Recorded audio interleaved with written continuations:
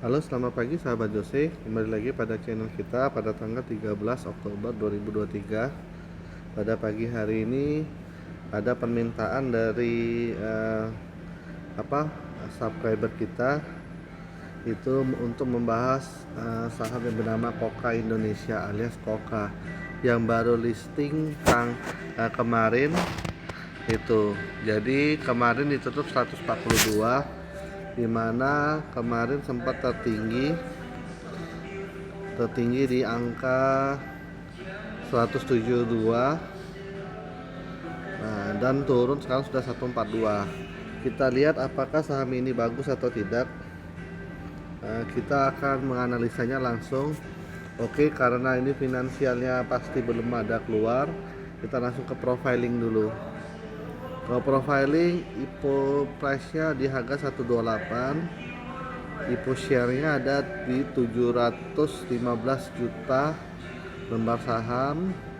Itu IPO amount-nya ada di 91,56 miliar. Jadi dia mau cari pendanaan sekitar 91,56 miliar.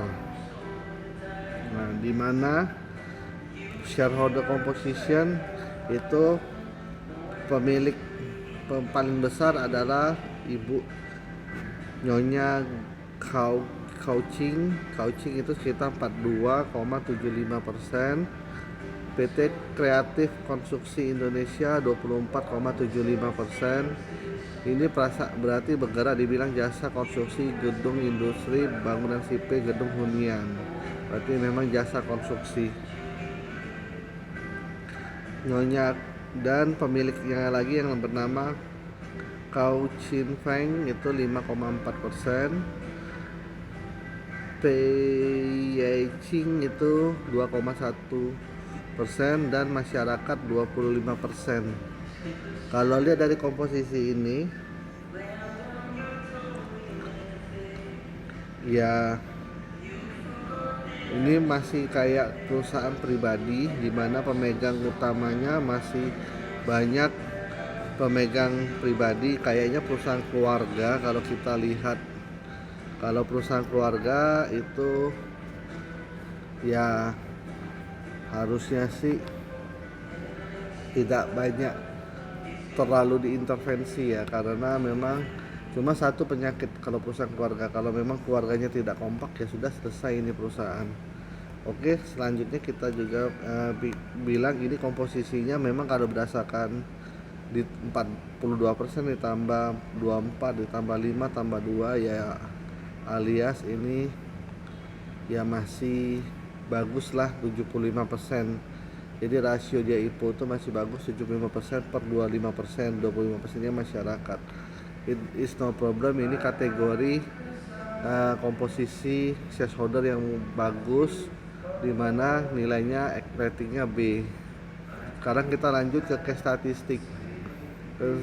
Case statistik tahun 2020 min 1, 2021 5, 2022 9, 2023 22. Apakah betul? Kita langsung lihat. 2023 22. Kita langsung hitung aja dari net profit marginnya. Net profitnya di 12.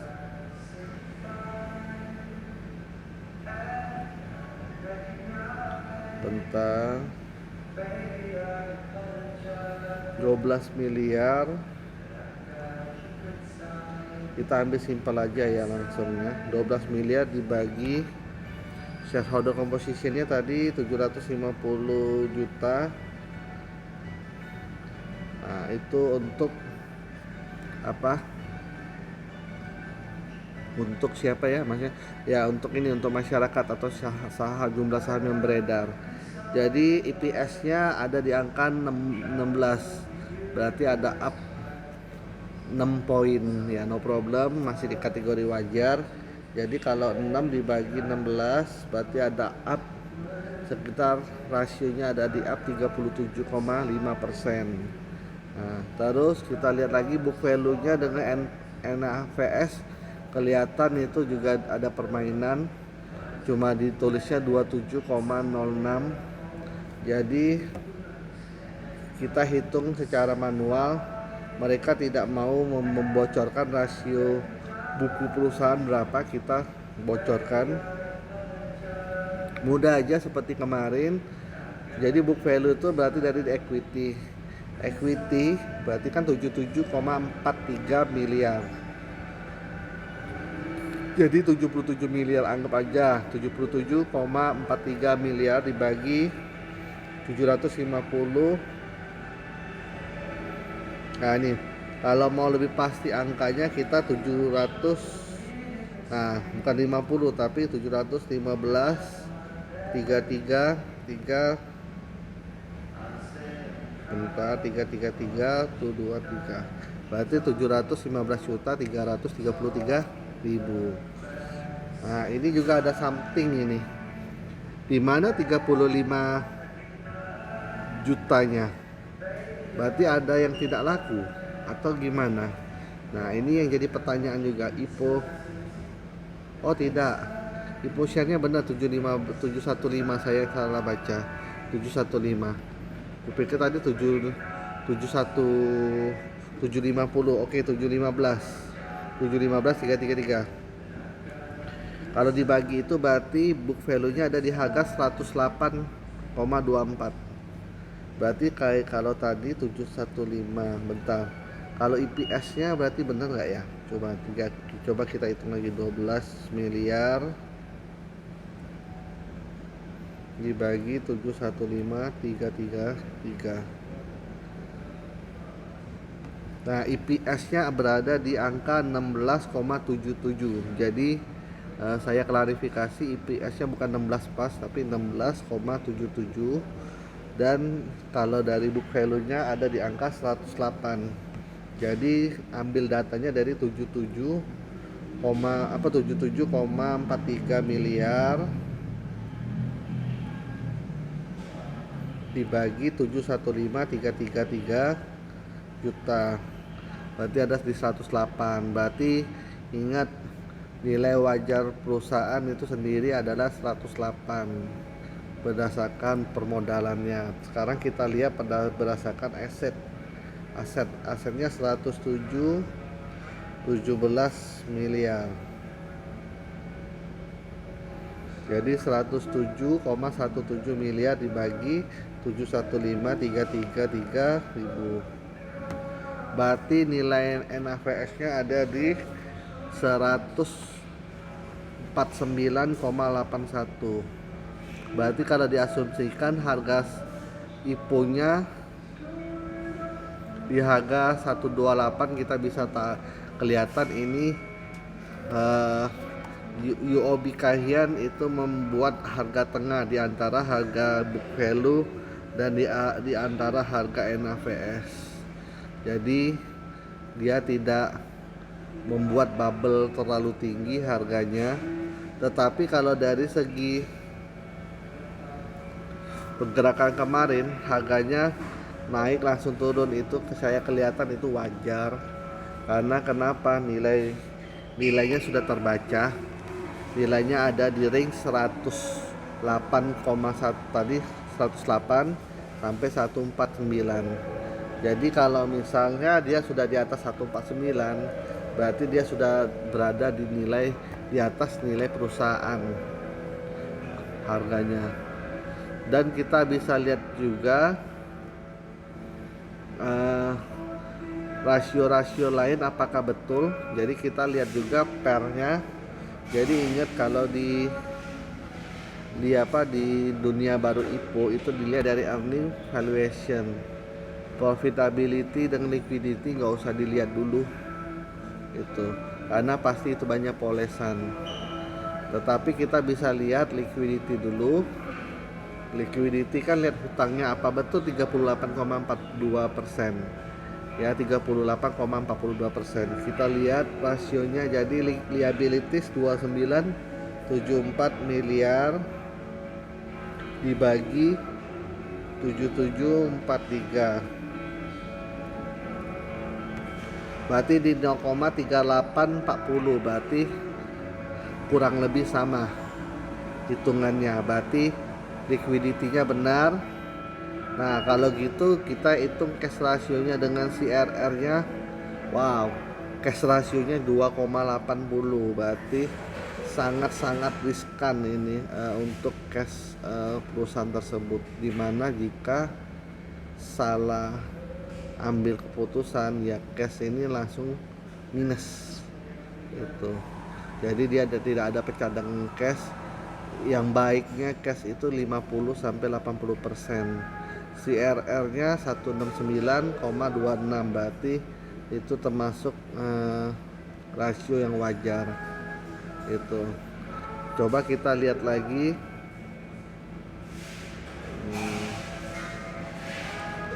Jadi kita lihat di pairnya ya.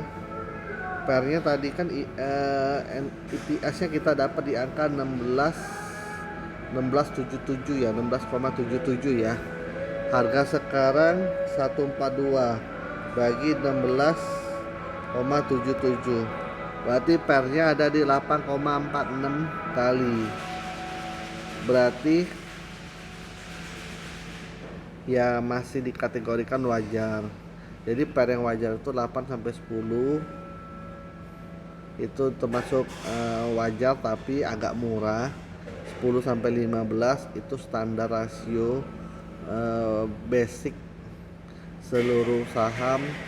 Pairnya 10 sampai 15 itu dianggap pair yang wajar, yang standar. Tetapi kalau 8 sampai 10 untuk sekarang konstruksi itu sudah wajar. Itu nggak harus sampai 10 sampai 15 kalau untuk konstruksi ya. Itu. Jadi kalau kita asumsikan kalau memang dia mau ngejar per 10, berarti 16,77 dikali 10 aja. Berarti targetnya 167,7. Berarti kayak kemarin di harga 172 dia sudah price in sesuai pair. Sekarang kita lihat lagi dari PBV. PBV-nya tadi 108 ya. Sekarang 142 bagi 108. Berarti PBV yang benar realnya ada di angka 1,31 kali, bukan 5,25 kali. Artinya PBV-nya masih dikategorikan wajar, belum diangkat tinggi benar. Oke, jadi sekilas itu aja. Kalau berdasarkan NAVS 142 dibagi 148, berarti ada di 0,95 kali juga kalau dari price dibanding nilai aset per sahamnya. Jadi itu aja kita bisa simpulkan. Kalau kita lihat apakah ini menarik, sebenarnya saya tidak bisa menjawab itu menarik atau tidak, karena kalau kita lihat semua rasionya masih di kisaran harga wajar semua. Tetapi kalau untuk booming sampai naik setinggi tidak atau turun sedalam tidak, itu balik-balik keputusan pasar dan keputusan pribadi masing-masing sahabat Jose yang menonton channel ini. Jadi saya tidak bisa intervensi apapun. Ingat semua yang kita analisa ini bersifat disclaimer. Saya tidak pernah mau menghasut atau mau mengajak. Jadi semua keputusan balik-balik individu masing-masing. Cuma saya akan memberitahukan rasio-rasio yang kira-kira wajar dan tidak wajar. Kalau kita lihat dari ini sekilas, berarti di profitability-nya itu banyak errornya. Karena kalau dari earningnya kita sudah bisa baca, itu aja rasio yang utama yang untuk valuation aja ini semuanya salah, semuanya di up. Itu ada yang di up, ada yang dikecil ke seolah-olah murah atau seolah-olah mahal, kita nggak tahu lah. Intinya itu semua balik-balik keputusan mereka. Yang penting kita memberi masukan bersifat netral. Jadi tidak mau yang namanya kita berlebihan dalam berbicara ini. Jadi kita lihat juga usai IPO fokus PT Koka ini kemana. Nah kita bisa lihat Setelah itu, Koka berencana memperluas pasar bukan hanya di China tetapi juga di Indonesia. Kami akan berfokus untuk memperluas pasar kami bukan hanya di pasar China saja tapi juga di pasar Indonesia, dan kami juga akan melakukan ekspansi untuk investasi di material tiang pancang. Koka sudah membangun pabrik tiang pancang tersebut di Semarang yang dengan nama PT Cahaya Mega Beton. Pembangunan pabrik tersebut bertujuan agar Koka selalu berkontribusi bukan hanya di sektor jasa saja tetapi dari material untuk pembangunan infrastruktur. Terus hasil produksi dari PT Cahaya Mega Beton milik Koka tersebut sebelumnya sudah didistribusikan untuk pembangunan kereta cepat, dan saat ini Koka sedang berfokus beralih ke pembangunan jalan tol dan infrastruktur lainnya di Indonesia. Kontrak pembangunan infrastruktur di Indonesia dari tahun ini adalah sekitar 200 miliar. Koka akan menggunakan dana tersebut untuk dua hal. Pertama, sekitar 13,55% akan digunakan untuk belanja modal pengadaan alat berat baru, berarti sekitar 15% lah kita bilang, sama pajaknya ya. Berarti anggap aja 15%-nya untuk pengadaan alat berat baru. Terus Koka membeli 3 unit wheel loader, 2 unit truk can, dan 2 unit ekskavator. Koka Indonesia Benih merealisasikan pengadaan ini selamanya pada kuartal 4 2023. Alangkah lamanya nih, nggak salah kuartal, dengar memang ini 2023 bukan 2024 soalnya.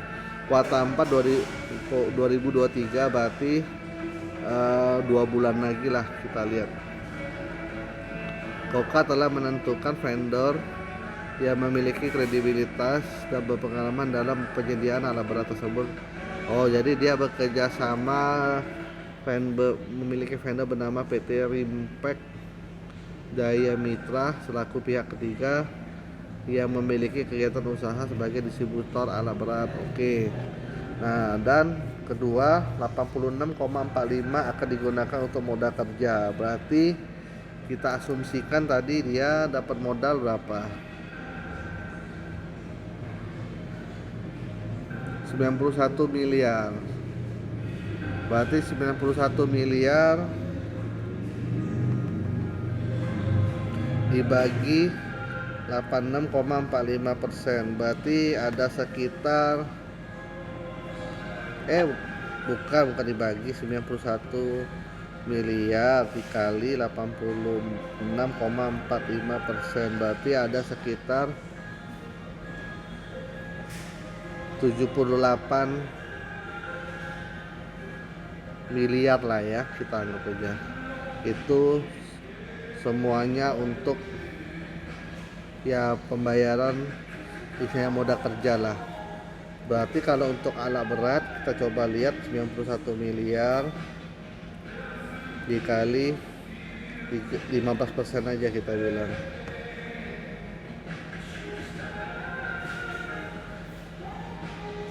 Berarti sekitar 3 unit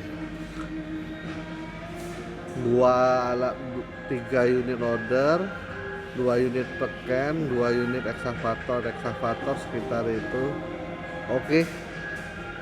Tidak banyak terlalu perubahan. Sudah.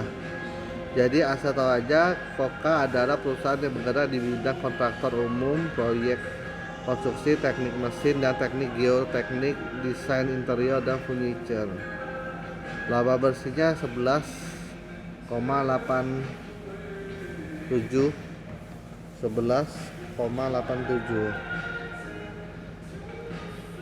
dibagi 715,333,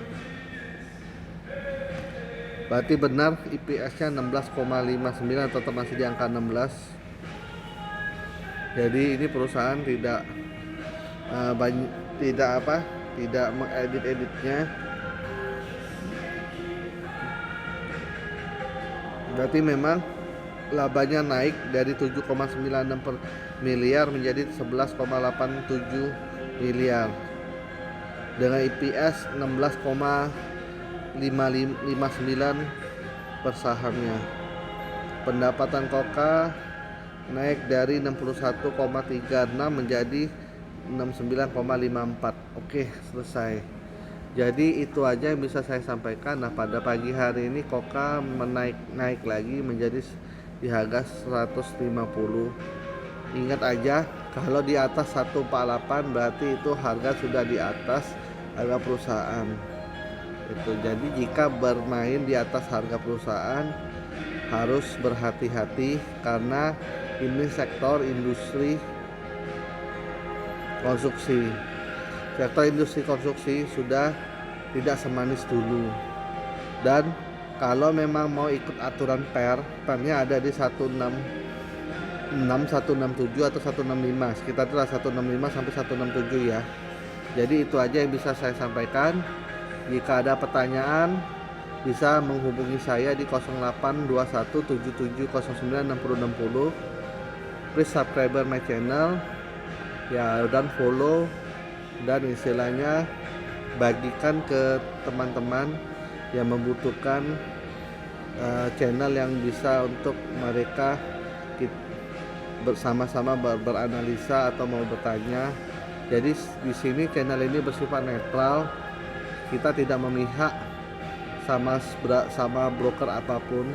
Walaupun saya juga ada beberapa partner di sekuritas, tetapi saya tidak mau istilahnya kita istilahnya keberpihakan, karena yang namanya channel seperti ini harus netral itu.